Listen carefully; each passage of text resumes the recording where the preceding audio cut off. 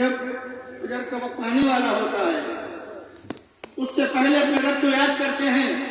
اللہ فرماتا ہے، اللہ کے رسول فرماتے ہیں، حدیث قدسی اللہ فرماتا ہے کہ میں وہاں سے بلاؤں کو دفع فرما لیتا ہوں. محترم حضرات، آج کا یہ اجلاس کچھ باتیں ذہن میں تھی میرے، میں عرض کرتا اس بارے میں، لیکن چونکہ وقت گزر گیا اور مجھے ایسا محسوس ہو رہا ہے کہ جو انتظامیہ ہے، جو کمیٹی ہے، ان لوگوں نے یقیناً لاکھوں روپے آپ ہی سے لیا ہے، اتنا شاندار پروگرام کیا ہے اور اس میں آپ سبھی اعضاء تشریف لائے ہیں، تو آپ کو کچھ ملنا چاہیے. میں گفتگو کو سمیٹتے ہوئے تو چند منٹ بولوں گا، اس کے بعد میں چلا جاؤں گا. میں اپنے موضوع سے مجھ سے دوستی پڑھ لیجیے. اللہم صلی علی سیدنا و شفیعنا و مولانا محمد الجود والکرم وعلی آلہ کرام الکریم مبارک وسلم صلی اللہ علیہ وسلم علیہ یا رسول اللہ. آپ نے سنا یہ کون سا مہینہ ہے؟ ماہ محرم. محرم کا چاند نظر آ گیا کہ ماہ محرم ہے. جو مہینہ ختم ہوا گیا ہے وہ مہینہ کون سا تھا؟ ماہ ذی الحجہ کا مہینہ. ان دونوں مہینوں کے بارے میں ڈاکٹر اقبال کہتے ہیں کہ غریب و سادہ و رنگین ہے داستان، غریب و سادہ و رنگین ہے داستان حرم، نہایت اس کی حسین ابتدا ہے اسماعیل. نہایت اس کی حسین ابتدا ہے اسماعیل. یہ قربانیاں ہیں، محرم کی بھی قربانیاں ہیں، ذی الحجہ کی بھی قربانیاں ہیں. جس کو ڈاکٹر اقبال نے کہا نہایت اس کی حسین، وہاں سے اسلامی مہینہ شروع ہو رہا ہے. اور ابتدا کہاں سے ہو رہا ہے؟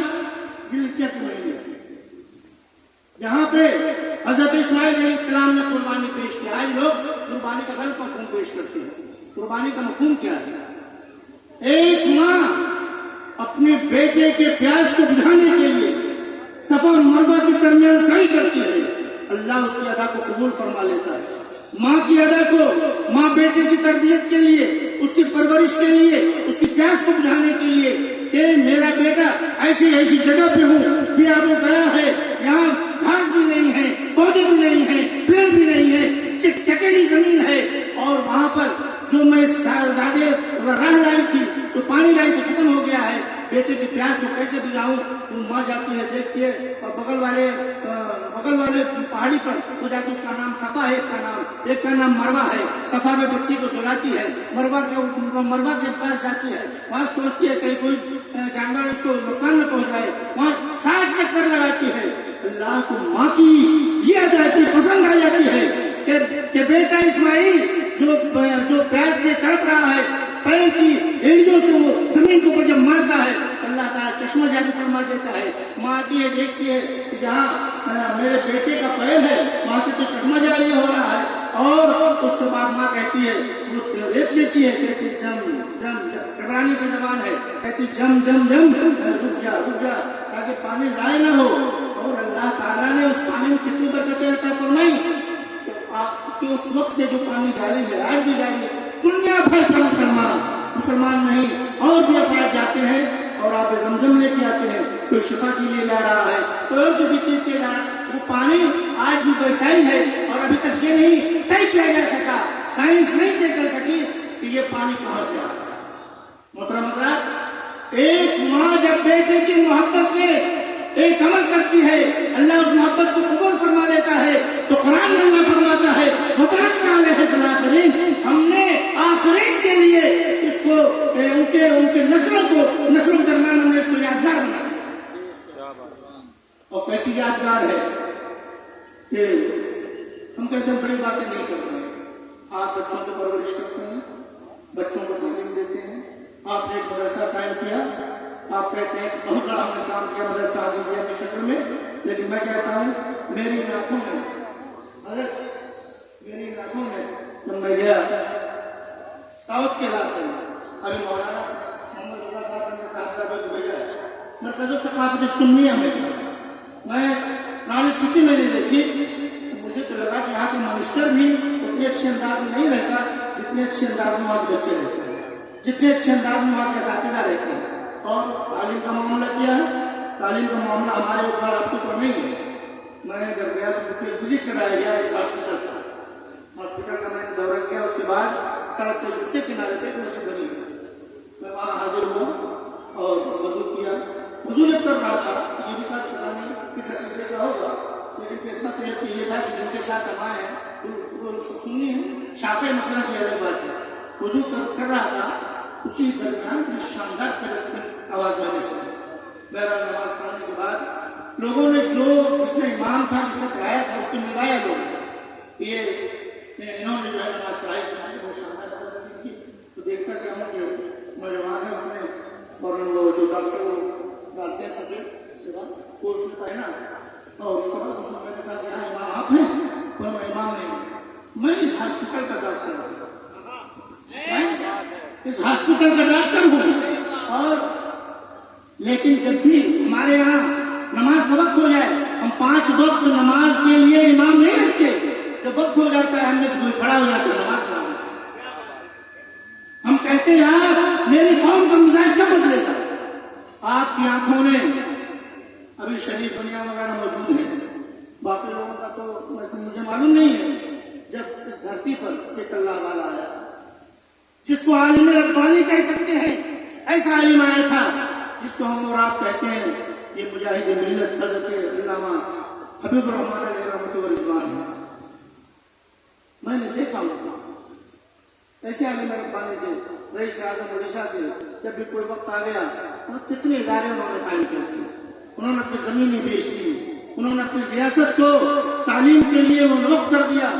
और उसके बाद उनका हाल में 3 मरतबा मेरे गरीब खाने पर तशरीफ लाए।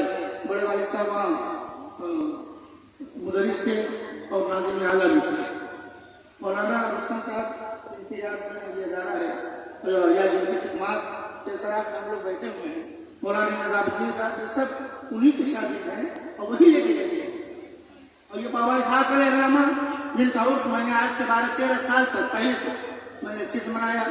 बाद में फिर आप लोगों में जोश जज्बा बेदार हुआ, काश्मीर में वगैरह भी तशरीफ लाए, थोड़ा प्रोग्राम में मैंने कहा चलिए आप लोग बेदार हो गए हैं, मेरी मसरूफियात है इसलिए मैंने तो थोड़ा सा मैंने उसके किनारे कशी इख्तियार की, इसलिए मेरी अपनी ज़रूरियात थी।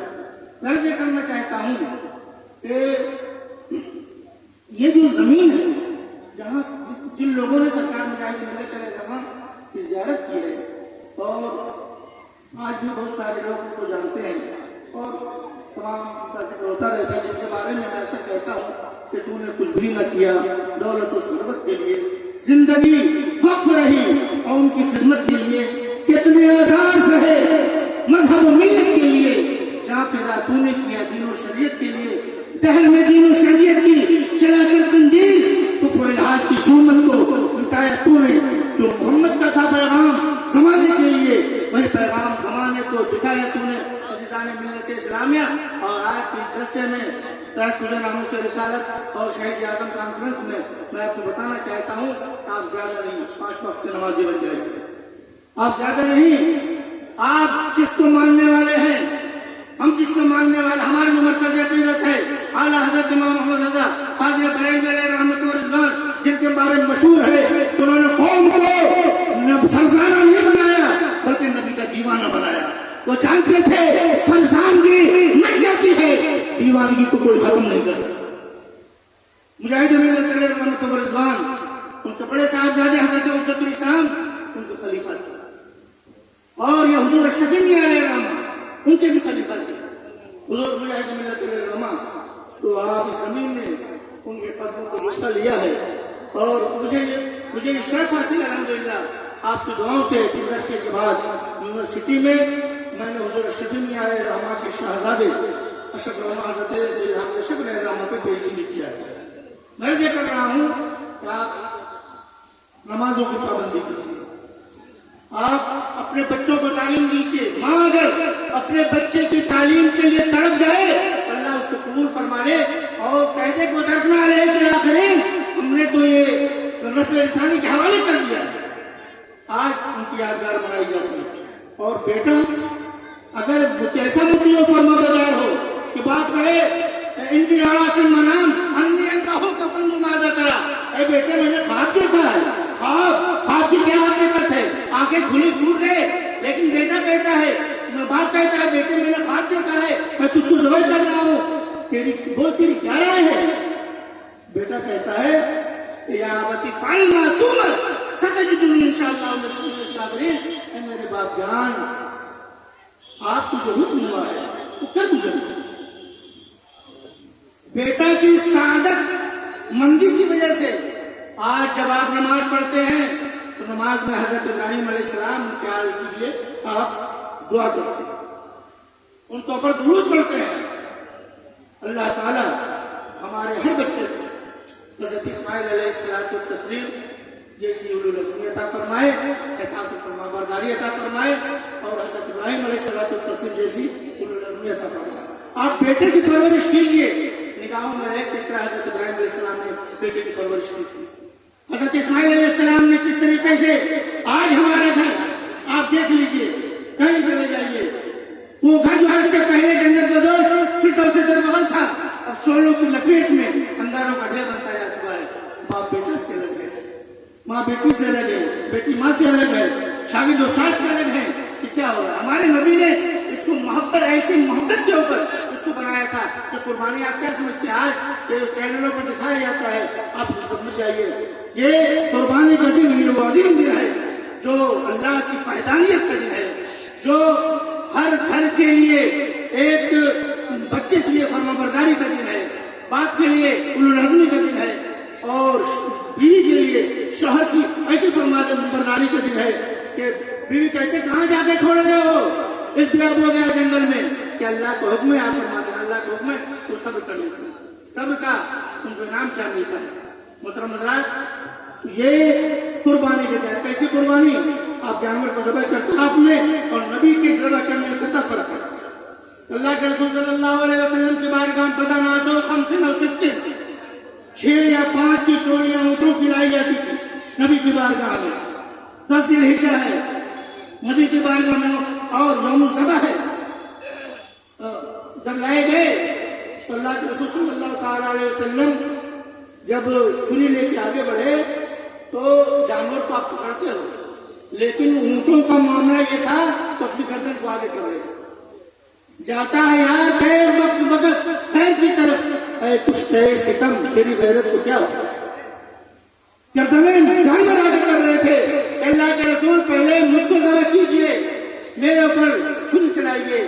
محترم حضرات، یہ اتنا عشق ہے، اتنا سوز ہے، اتنا گداز ہے، اللہ کے رسول نے ہمارے معاشرے کو، ہمارے سماج کو اتنی محبتیں دی ہیں، اتنا عشق دیا ہے۔ میں آپ سے کہنا چاہتا ہوں کہ آپ انہی خطوط کے اوپر آپ چلنے کی کوشش کیجئے، اپنے گھروں کو محبت سے بھریے، بچوں کی تعلیم کا انتظام کیجئے۔ ہم یہ نہیں کہتے کہ صرف آپ مدرسے ہی میں داخل کیجیے، میں کہتا ہوں آپ اپنے مدرسے کو ایسا بنا دیجیے جہاں سے بچے ترقی کریں، جہاں سے بچے ذریعہ معاش کے لیے دوسروں کے محتاج نہ بنیں۔ محترم حضرات، جیسا کہ میں نے دیکھا، کیرلا میں نے دیکھا ہے کہ ایک بہترین عالم دین بھی ہے، بہترین قاری بھی ہے، بہترین حافظ بھی ہے، بہترین مفتی بھی ہے، اور وہیں پہ ڈاکٹر بھی ہے، انجینئر بھی ہے۔ محترم حضرات، میں یہ کرنا چاہتا، آج ان کی خوشحالیوں کو دیکھ لیجیے، میں بمبئی میں تھا اور دلی میں تھا میں، اور ایک ملک کے وزیر اعظم وہ دلی تشریف لائے، ابراہیم، اس سے پہلے وہ کیرلا گئے تھے۔ شیخ ابو بکر صاحب مسلم جماعت کے سرپرست ہیں، تو یہ ناچیز وہ چیئرمین ہے، ڈاکٹر عبدالحکیم اظہری اس کے جنرل سیکریٹری ہیں، تو وہ لوگ تشریف لائے، ہم لوگوں نے اس کا استقبال کیا تھا۔ آپ کے اپنی صاحب جو بہار کے ہیں وہ بھی اس میں تشریف لائے تھے، تو وزیر اعظم بن گیا وہ، اس کے بعد ہم لوگوں نے استقبال دیا، اس کے بعد اس نے خوب نوازا۔ آپ تو آج یہ چندے کرتے ہیں، جو چیز چندوں کے بعد جو آپ تشریف لائے ہیں، میں اس کے خلاف ہوں۔ یہ اسٹیج سے نہیں ہونا چاہیے، اسٹیج سے صرف اللہ اور رسول کے احکامات کی تعلیم ہونی چاہیے، اور آپ کو اللہ کے راستے کو بلایا جانا چاہیے۔ میں یہ کر رہا ہوں کہ تکونوا ربانیین بما کنتم تعلمون الکتاب وبما کنتم تدرسون، کہ درس و تدریس، تعلیم، اس کے ذریعے آپ اللہ والے کرتے ہیں، اور کوئی درس و تدریس میں مشغول ہے لیکن عمل نہیں کرتا ہے، تو اس آیت کا دوسرا رخ یہ ہے پھر عالم ربانی نہیں ہوتا۔ تو آپ کا میری گزارش ہے، اور اس لیے بھی آج کا کہ شہید اعظم کانفرنس کا ایک میسج، ایک پیغام میں آپ کو دے کے جانا چاہتا ہوں. حضرات استقبال کر لیجیے، کالے رسول کی آمد ہو رہی ہے، امام حسین کے اولاد ہیں، استقبال کیجیے. نعرہ